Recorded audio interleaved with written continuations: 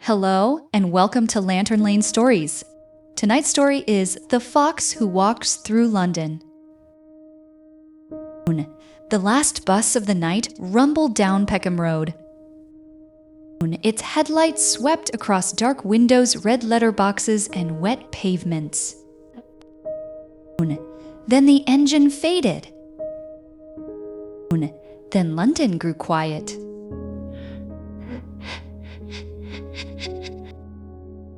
Under the roots of a big oak tree, in a garden on Millender Street, something small stirred. A nose twitched. Two amber eyes blinked open.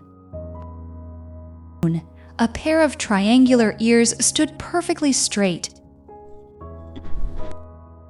Ember, the fox cub, was awake. She was 4 months old. Her coat was the color of autumn leaves, deep red and orange. Her belly and ear tips were soft white. Her mother slept curled beside her, breathing slow and warm. Her father lay near the fence, his bushy tail wrapped around his nose like a scarf. But Ember could not sleep. She could smell damp grass through the gap in the shed door. She could smell the neighbors climbing roses, sweet and cool and green. She could smell bus exhaust from the road. And somewhere far off, the salt-cold breath of the River Thames. She could hear a fox calling 3 streets away. A low, soft bark. A question. Her mother's ear twitched. Not yet, her mother murmured, not quite awake. Then, actually, yes, now. Her mother rose, stretched each leg one at a time, and shook her fur. Tonight, her mother said, "You see the city." Ember's heart beat fast. She had lived her whole life under this shed. She had watched beetles cross the lawn. She had seen pigeons and delivery vans and a child on a bicycle. But the city itself she had never seen. Until tonight.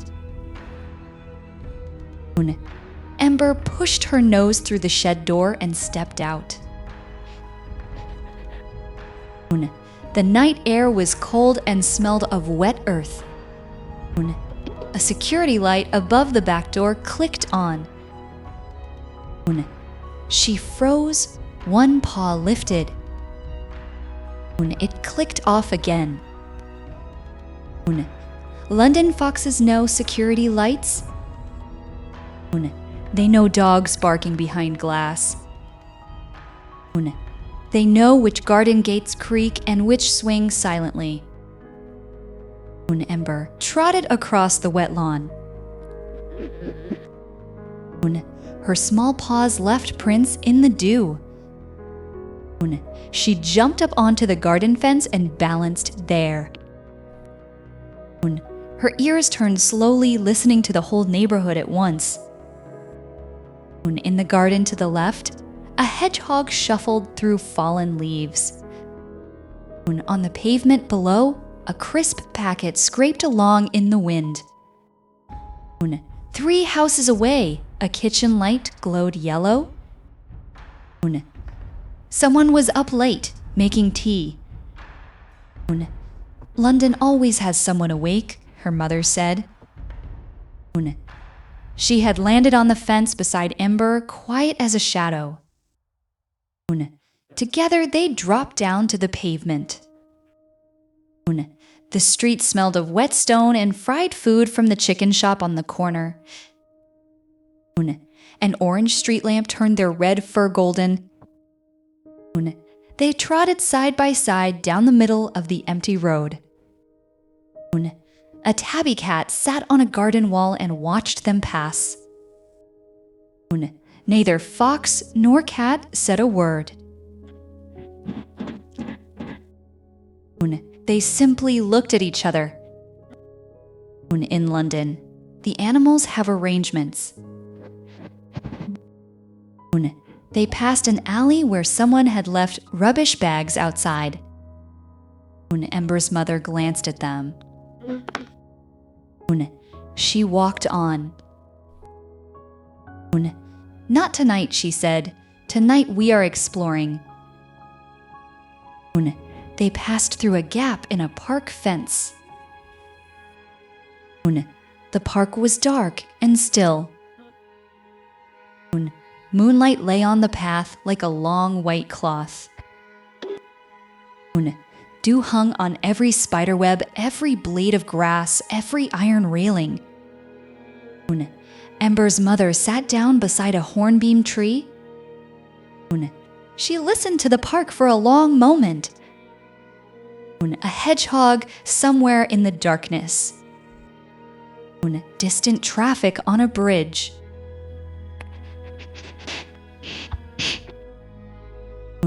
Nothing dangerous. Sit with me, she said. Ember sat. I want to tell you how we came to be here, her mother said. Before I was born, before my mother was born, there were no foxes in London. Ember blinked. None? We lived in the fields, her mother said, in the forests, along the riverbanks. We ate rabbits and beetles and wild fruit. We had nothing to do with the city. The hornbeam leaves shifted softly in the night air. Then, in the 1930s, something changed. What changed? Asked Ember. London grew. Her mother told it slowly, the way all fox mothers in London tell this story. In the 1930s, humans built thousands of new houses at the edge of the city. Roads stretched out into what had been fields. New gardens appeared, full of hedges and flower beds and vegetable patches. Wooden sheds were built. Compost heaps were started. And the foxes, curious and clever, followed the new gardens in. Was it frightening? Ember asked. The first foxes were very nervous, her mother said. Humans shouted, dogs chased. She paused. But foxes learn, and London was good to us. There was food, there were dens, there were parks, and a million hiding places. Her mother told Ember about the scientists. Researchers from the University of Bristol spent 20 years following London foxes. They recorded where the foxes walked each night. How far they traveled, how they raised their cubs, what they ate. Why did the scientists do all that? Ember asked. Because there is no other city like London, her mother said. No other city on earth has so many of us. How many? Ember asked. Between 10,000 and 20,000, her mother said. That is how many foxes live in London today. Ember stared. 10,000? At least, her mother said. Maybe 20. A breeze came through the park and shook the leaves above them. Somewhere in the darkness, a fox barked once and was quiet. Maybe it was one of the 10,000. Maybe it was a neighbor they had never met. They left the park and walked further. Down a long road of terraced houses, all dark and sleeping. Past a newsagent with metal shutters pulled down. Past a postbox so old its red had faded to rust pink. A night bus hummed past, glowing warm and orange inside. A man walked a golden retriever on the far pavement. The dog caught their scent and strained at his lead. "It's just a fox," the man said. "Leave it." He had not even looked their way. Ember and her mother walked on. "How many foxes are near us right now?" Ember asked. Her mother thought for a moment. "If you could see through walls," she said, "you would see 3 dens in that row of gardens. A family sheltering under the school's football pitch. 2 brothers asleep under the skip on the building site around the corner. In every square kilometer of London," her mother said, "there are between 16 and 23 of us." Ember tried to picture it. She could not.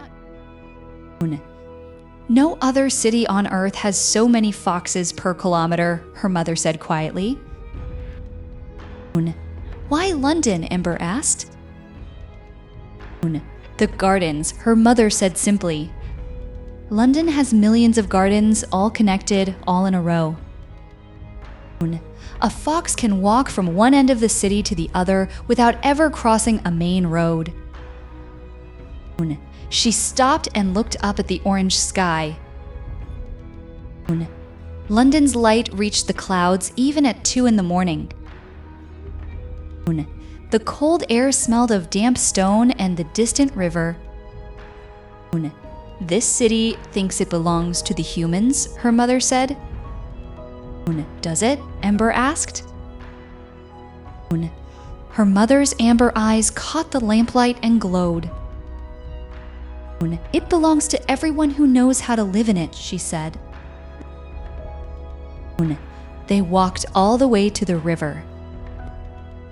Ember smelled it before she saw it. Cold water, old stone, iron, something ancient and very wide. They climbed up onto the low wall of the embankment. The Thames lay before them, dark and slow and enormous.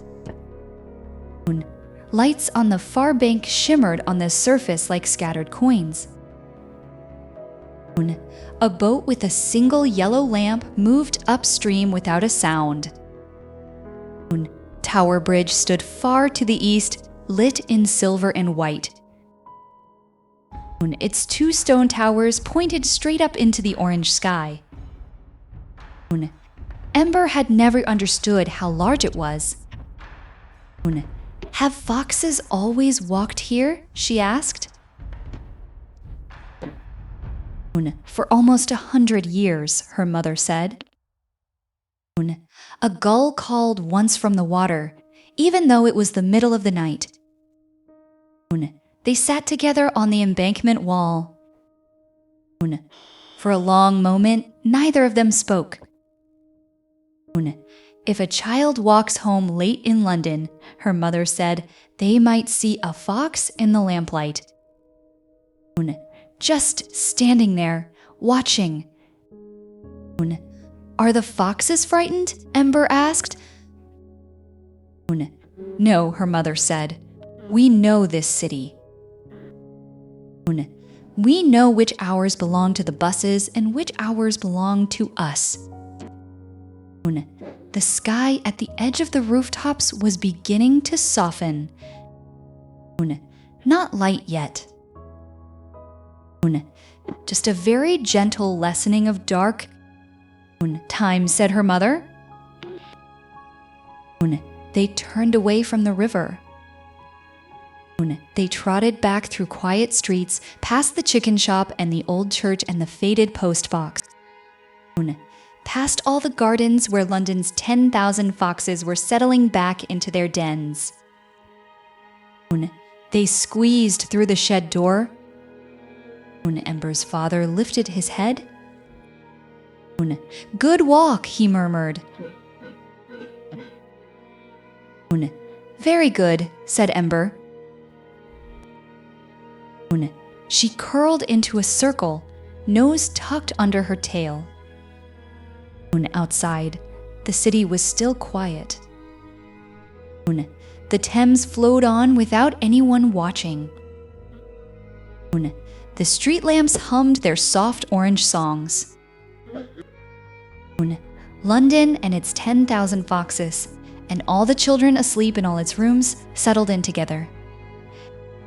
And so London also slowly fell asleep. Good night.